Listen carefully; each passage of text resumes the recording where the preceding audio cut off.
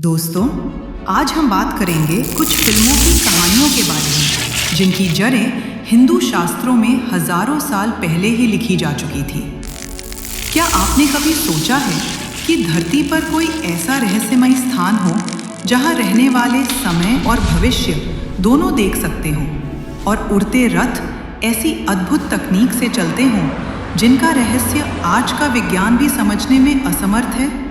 जी हाँ, हम बात कर रहे हैं शंभाला की, वो नगरी जो नक्शों में नहीं मिलती लेकिन जिसकी गूंज सदियों से संतों, खोजकर्ताओं और लोगों के मन में सुनाई देती है।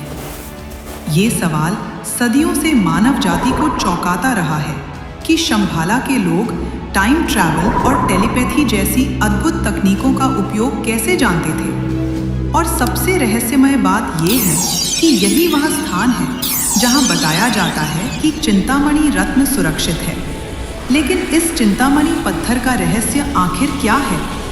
इतिहास बताता है कि शंभाला को खोजने की कोशिश केवल ऋषि मुनियों ने ही नहीं बल्कि दुनिया के सबसे ताकतवर शासकों और रहस्यवादियों ने भी की। जर्मनी का तानाशाह हिटलर इसे किसी भी कीमत पर खोजना चाहता था।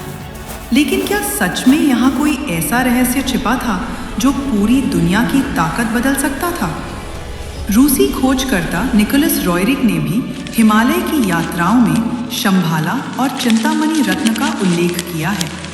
तो क्या ये रहस्य आज भी अनसुलझा बना हुआ है?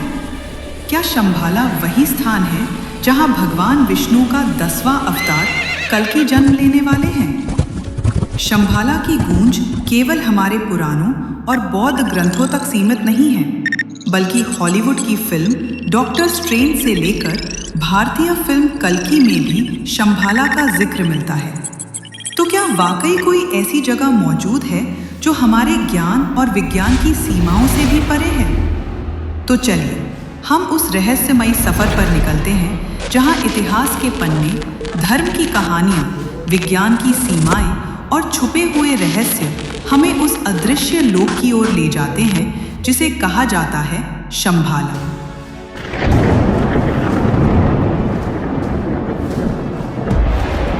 मार्वल की फिल्म डॉक्टर स्ट्रेंज में एक रहस्यमय स्थान दिखाया गया है जहां हिमालय और तिब्बत की गुप्त विद्या से अद्भुत शक्तियां प्राप्त होती हैं। हालांकि फिल्म में सीधे शंभाला शब्द का उपयोग नहीं किया गया, लेकिन इसका पूरा विचार गुप्त हिमालय नगर, गूढ़ गुरुओं का ज्ञान और समय को मोड़ने की क्षमता साफ तौर पर शंभाला की अवधारणा से प्रेरित है।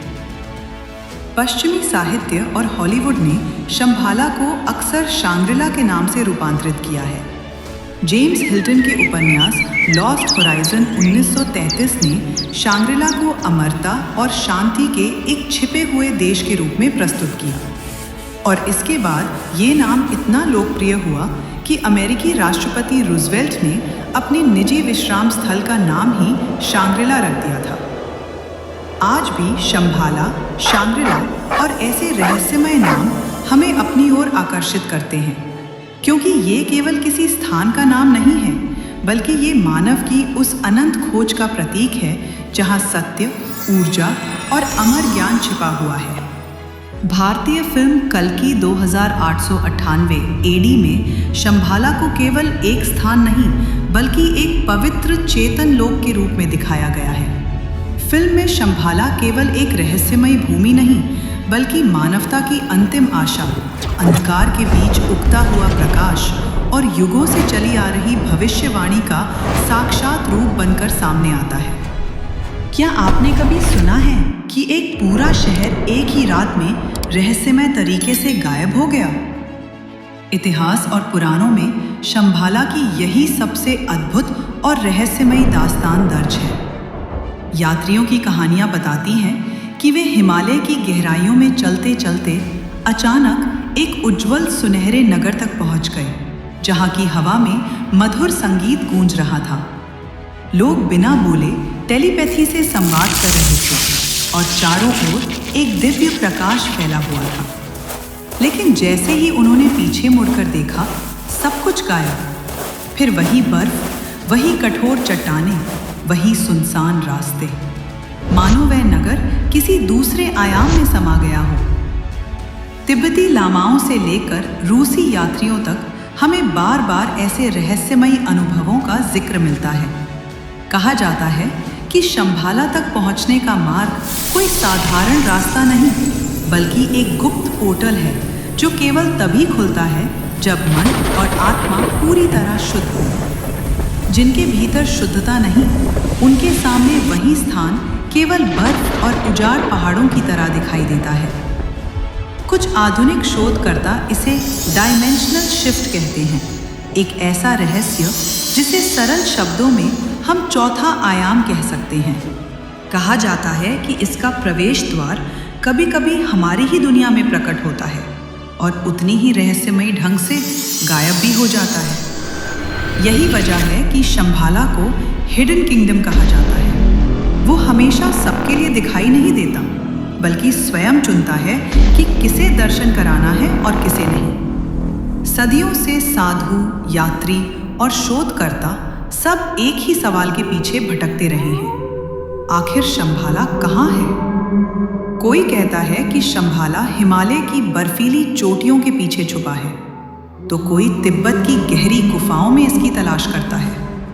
मंगोलिया की कहानियां बताती हैं कि गोबी के रेगिस्तान में रेत के नीचे इसके दरवाजे छुपे हैं, और रूसी यात्रियों की डायरियों में ऐसे नक्शे तक मिले हैं जो किसी खोए हुए साम्राज्य की ओर इशारा करते हैं। चाहे मैदान हो या ऊंचे पहाड़, तपते रेगिस्तान हो या योगियों की गुफाएं, हर जगह बस रहस्यमयी निशानियां और अधूरी कहानियां हैं। ठोस सबूत आज तक नहीं मिले। और यही नहीं, ये रहस्य हमें आगे ले जाता है, उस परोक्ष लोक में जहाँ दिव्य आत्माएं निवास करती हैं, जहाँ अद्भुत शक्तियाँ साधकों को दीक्षा देती हैं, और जहाँ सुरक्षित है वो पवित्र रत्न चिंतामणि, जिसे देवताओं का वरदान कहा गया है। वीडियो में आगे बढ़ने से पहले आपसे एक नम्र निवेदन है कि अगर आपको ये वीडियो पसंद आ रहा है तो इसे लाइक करें और चैनल को सब्सक्राइब करना ना भूलें। शंभाला कोई साधारण नगर नहीं, बल्कि एक ऐसा लोक बताया गया है जहाँ के निवासी साधारण मनुष्य नहीं, बल्कि दिव्य आत्माएं होती हैं। कहा जाता है कि शंभाला के लोग बहुत ऊंचे और प्रकाशमय होते हैं। उनकी आंखों में अद्भुत तेज होता है और वे बिना बोले एक दूसरे से संवाद कर सकते हैं, यानी टेलीपैथी उनके लिए साधारण बात है। उनके रथ हवा में उड़ते हैं, जिनमें ईंधन नहीं बल्कि मानसिक और आध्यात्मिक ऊर्जा का उपयोग होता है, बिल्कुल वैसे ही जैसे आज की साइंस फिक्शन फिल्मों में दिखाया जाता है। लेकिन यह ज्ञान आज से हजारों साल पहले का है। अगर हम इसे आधुनिक विज्ञान से जोड़ें तो क्वांटम स्तर पर भी वही बातें सामने आती हैं जो हमारे ऋषि मुनि हजारों वर्ष पहले जानते थे। साइंस कहती है कि ब्रह्मांड एक नहीं बल्कि अनगिनत हो सकते हैं, पैरेलल यूनिवर्स। हर ब्रह्मांड की अपनी ऊर्जा, अपना नियम और अपनी वास्तविकता होती है। तो क्या शंभाला हमारे संसार से अलग किसी और आयाम में स्थित है? क्या यह एक अलग डायमेंशन का हिस्सा है?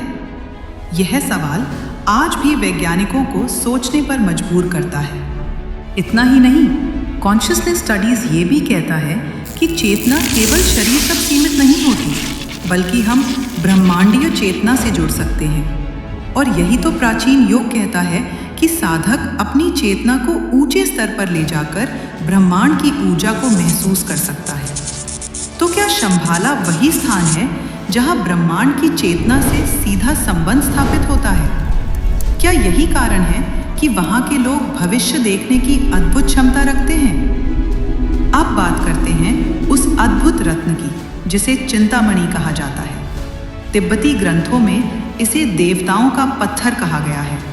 कहा जाता है कि ये पत्थर ब्रह्मांड की आत्मा से जुड़ा है, और ये जिसके पास होता है उसे अद्भुत ऊर्जा और भविष्य की झलक मिलती है। कुछ कहानियां तो ये तक कहती हैं कि चिंतामणि को देवताओं ने स्वयं पृथ्वी पर भेजा था ताकि दुनिया में संतुलन बना रहे। यहाँ तक कि हिटलर तक चिंतामणि की खोज में पागल हो गया था। नाजी दस्तावेज बताते हैं कि हिटलर की गुप्त संस्था एनएनएर्ब हिमालय और तिब्बत तक पहुंची थी, शंभाला और चिंतामणि की तलाश में। उनका मानना था कि इस रत्न में ऐसी शक्ति छिपी है जो पूरी दुनिया को नियंत्रित कर सकती है। सोवियत रूस के गुप्त दस्तावेजों में भी शंभाला की खोज का उल्लेख मिलता है, यानी दुनिया की सबसे बड़ी शक्तियां भी इस रहस्य के पीछे थीं। अब सबसे महत्वपूर्ण प्रश्न, शंभाला का कल्कि अवतार से क्या संबंध है? विष्णु पुराण में साफ लिखा है, शंबल ग्राम मुख्यस्य ब्राह्मणस्य महात्मना भवनी विष्णु यशसा कल्कि प्रादुर्भविष्यति। अर्थात जब दुनिया में पाप, अधर्म और उत्पीड़न अपनी चरम सीमा पर पहुंच जाएगा, जब राजा जनता को सताएंगे, जब धर्म लगभग नष्ट हो जाएगा, तब शंभाला ग्राम में ब्राह्मण विष्णु यश के घर भगवान विष्णु कल्कि अवतार में प्रकट होंगे। अग्नि पुराण ये चेतावनी देता है कि कली युग के अंत में लोग वेद विरोधी हो जाएंगे, धर्म का उपहास करेंगे, केवल धन और भोग के पीछे भागेंगे, राजा नरभक्षी बन जाएंगे और प्रजा को पीस डालेंगे। तब कल्कि अवतार प्रकट होंगे, असुरों और अधर्मियों का संहार करेंगे और सत्य युग की पूर्ण स्थापना करेंगे। कल्कि पुराण इन भविष्यवाणियों को और भी स्पष्ट करता है, यहाँ तक कि खगोलीय संकेत तक बताए गए हैं। चंद्रमा धनिष्ठा नक्षत्र कुंभ राशि में होगा, जिसे बुद्धिमत्ता और वीरता का प्रतीक माना जाता है। सूर्य स्वाति नक्षत्र में होगा, जो तलवार और शक्ति का प्रतीक है। गुरु पूर्वाषाढ़ा नक्षत्र में होगा, जो विजय और आध्यात्मिक सामर्थ्य प्रदान करता है। शनि तुला राशि में अपनी सर्वोच्च स्थिति में होगा, जो न्याय और शक्ति के संतुलन का संकेत देता है। केतु वृश्चिक राशि में अपनी सर्वोच्च स्थिति में होगा, जो यह दर्शाता है कि वे श्वेत अश्व पर आरूढ़ होकर प्रकट होंगे। कल्कि पुराण में यहाँ तक कहा गया है कि वैशाख मास की शुक्ल पक्ष की द्वादशी को उनका जन्म होगा। और यही नहीं, पद्म पुराण तथा अन्य ग्रंथ ये भी बताते हैं कि कल्कि के पिता विष्णु यश कोई साधारण व्यक्ति नहीं होंगे। वे पहले त्रेता युग में दशरथ के रूप में जन्म ले चुके हैं, जो भगवान श्री राम के पिता बने। इसके बाद द्वापर युग में वे वसुदेव के रूप में अवतरित हुए, जिन्होंने भगवान श्री कृष्ण को जन्म दिया। और अवकल युग के अंत में वे विष्णु यश के रूप में जन्म लेकर पुनः भगवान विष्णु को अपने पुत्र के रूप में अवतरित करेंगे। कल्कि अवतार एक श्वेत घोड़े पर सवार होकर प्रकट होंगे। उनके हाथ में दैवी तलवार होंगे और वे इस अंधकारमय युग का अंत करके धर्म की पुनः स्थापना करेंगे। कहा जाता है कि जब कल्कि अवतार इस पृथ्वी पर अवतरित होंगे तो वे अकेले नहीं होंगे। उनके मार्गदर्शन के लिए 7 चिरंजीवी भी उनके साथ पुनः प्रकट होंगे। भगवान परशुराम कल्कि को दिव्य अस्त्र शस्त्रों का ज्ञान देंगे। वहीं वेद व्यास उन्हें वेदों और शास्त्रों की गूढ़ शिक्षा देंगे। अश्वत्थामा और कृपाचार्य युद्ध नीति और शस्त्र विद्या का प्रशिक्षण देंगे, ताकि कल्कि न केवल धर्म के रक्षक बने, बल्कि अद्वितीय योद्धा भी सिद्ध हों। और कहा जाता है कि जब वह समय आएगा तो चिरंजीवी हनुमान, परशुराम, अश्वत्थामा, वेद व्यास, कृपाचार्य, विभीषण और महान राजा महाबली सभी पृथ्वी पर विद्यमान होंगे। वे भी मिलकर कल्कि को वह शक्ति, मार्गदर्शन और संकल्प देंगे जिसके सहारे वे अधर्म का पुनः नाश कर सकेंगे। दिलचस्प बात यह है कि यही भविष्यवाणी हमें बौद्ध परंपरा में भी मिलती है। तिब्बती कालचक्र तंत्र के अनुसार जब धरती पर अंधकार छा जाएगा, तब शंभाला के अंतिम राजा दिग्देन राउद्रा चाक्रिन प्रकट होंगे। वे एक विशाल सेना का नेतृत्व करेंगे और असुरों का विनाश करके सत्य और धर्म का युग स्थापित करेंगे। ये भविष्यवाणी पुराणों में वर्णित कल्कि से पूरी तरह मेल खाती है, यानी 2 अलग अलग परंपराएं एक ही दिव्य भविष्य की ओर इशारा कर रही हैं। तो क्या शंभाला कोई वास्तविक भौगोलिक स्थान है, या ये चेतना की एक अवस्था है, या ये दोनों का संगम है? प्राचीन ग्रंथ इसे 3 स्तरों में बताते हैं। 1 भौतिक स्थान, 2 आध्यात्मिक लोक, 3 दिव्य आयाम। शायद इसलिए इसे हर युग में अलग अलग रूप में अनुभव किया गया है। कुछ लोग इसे हिमालय में खोजते हैं, कुछ इसे ध्यान में देखते हैं और कुछ के लिए ये केवल आत्मा की यात्रा का सर्वोच्च केंद्र है। और अब सबसे गहरी बात, भगवान कृष्ण कहते हैं, सर्वस्य चाहम हृदि सन्निविष्टः। अर्थ, मैं सबके हृदय में स्थित हूँ।